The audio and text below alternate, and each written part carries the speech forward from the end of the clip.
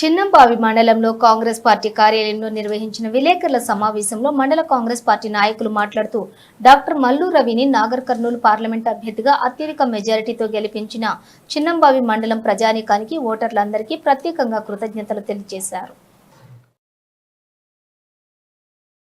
ఈ సందర్భంగా వారు మాట్లాడుతూ గత అసెంబ్లీ ఎన్నికల్లో మంత్రి జూపల్లి కృష్ణారావుని దాదాపు 30,000 ఓట్ల మెజారిటీతో ప్రజలు ఆదరించి అభిమానించి గెలిపించారని, అదే పరంపరలో అభిమానాన్ని ఇసుమంత కూడా సడలించకుండా అంతకు రెండంతలు కష్టపడి అంతకన్నా ఒక 10,000 ఎక్కువ మెజారిటీతో దాదాపు 40,000 మెజారిటీ కాంగ్రెస్ పార్టీ అభ్యర్థి అయిన మల్లు రవికి కొల్లాపూర్ తాలూకాలో అత్యధిక మెజారిటీ ఇచ్చినందుకు కార్యకర్తలను అభినందిస్తున్నామన్నారు.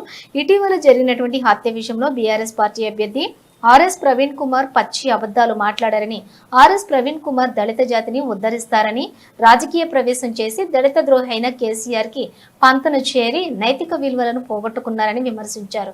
ఈ కార్యక్రమంలోని పెబ్బెట్టి రామచంద్రారెడ్డి, జంగా బిచుపల్లి యాదవ్, పసుపుల రంజిత్ కుమార్, సురేందర్ సింగ్, మహాదేవ్ గౌడ్, పెబ్బెట్టి తేజారెడ్డి, వడ్డేమాన్ బిచ్చన్న, సుధాకర్ నాయుడు, ఆంజనేయులు, జ్యోతి గౌడ్, రవీందర్ గౌడ్, ప్రభుగౌడ్, వెంకటేష్, శేఖర్ యాదవ్, సురేష్ యాదవ్ తదితరులు పాల్గొన్నారు. దాదాపు నియోజకవర్గంలో 40,000 మెజార్టీ తీసుకురావడం జరిగింది కాంగ్రెస్ అభ్యర్థి. దీనివల్ల మనం ప్రజల యొక్క నాడిని గుర్తించవలసిన అవసరం ఉంది.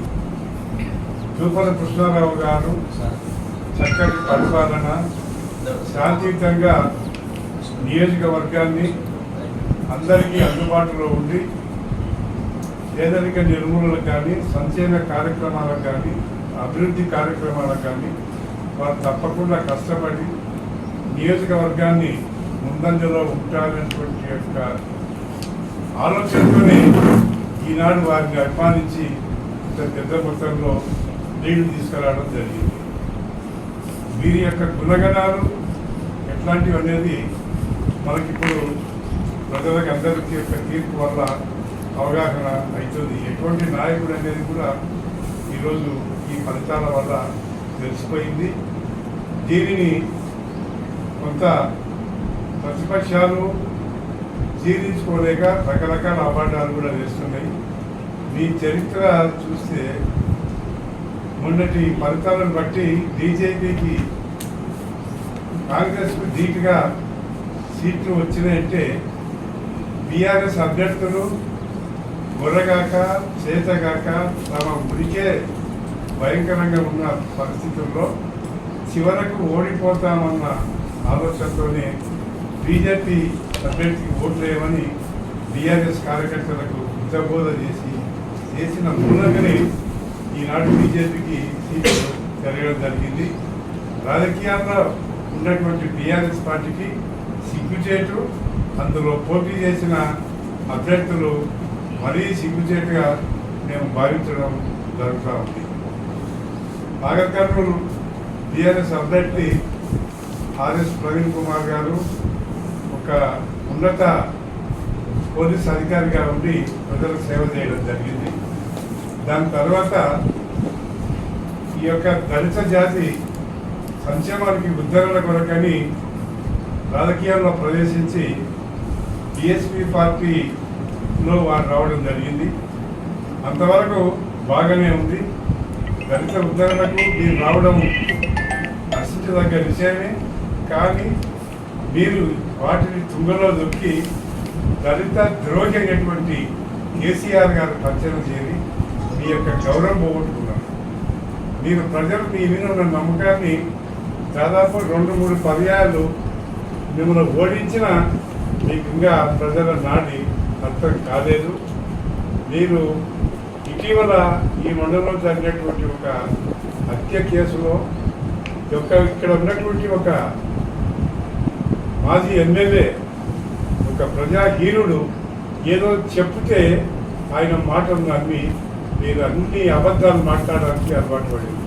ఈ యొక్క మీ నైజానికి ఇది మంచిది కాదు.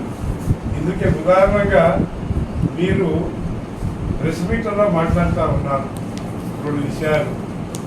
ఒకటి, ఎవరైతే ఆ హత్య చేసిండ్రో ఎఫ్ఐఆర్లో పేరు నేను చేర్చబడినటువంటి కృష్ణప్రసాద్ మహేష్ ఆ దినం నుండి ఈ దినం వరకు ఊళ్ళో లేకుండా పరారులో ఉన్నారని మీకు చెప్పడం జరిగింది.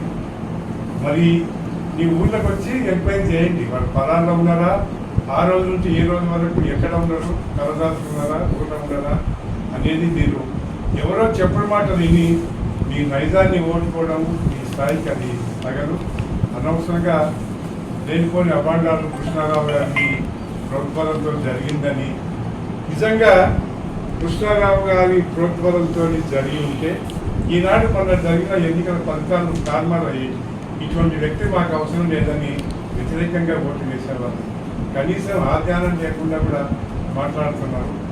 మీరు చనిపోయిన వ్యక్తి ఉన్నంత వరకు రాజకీయంలో మేము రాణించలేమని చెప్పి మా నాయకుడు కృష్ణప్రసాద్ నిన్ను ఏదో ఆలోచించి చేసి ఉండవచ్చని మీ నెపాన్ని పార్లమెంటు ఎన్నికలు ఈ అంతకన్నా ముందు జరిగినాయి. మరి ఆనాడు వీళ్ళు ఇటువంటి మనుషులు అయితే ఎన్నిక ఫలితాన్ని వచ్చిందంట 200 మెజార్టీ వచ్చింది. అంటే వాళ్ళు తక్కువ వచ్చి కసిగట్టిందా ఓట్లు ఎందుకు కసిగట్టి చేస్తారు? ఆ ఈత జ్ఞానం లేదా మీకు? ఈ తప్పుడు ఆరోపణలు మానుకుని ప్రజల యొక్క నాడిని ఏ నాయకుడి మీద ఎట్లా ఉంది అనేటువంటి గుర్తించి ఎరగకపోతే మీరు రాజకీయ హీనులుగా మారిపోతారు. మీ యొక్క తెలివితేటలు అనేటివి మంట కలుపుకుంటున్నారని చెప్పి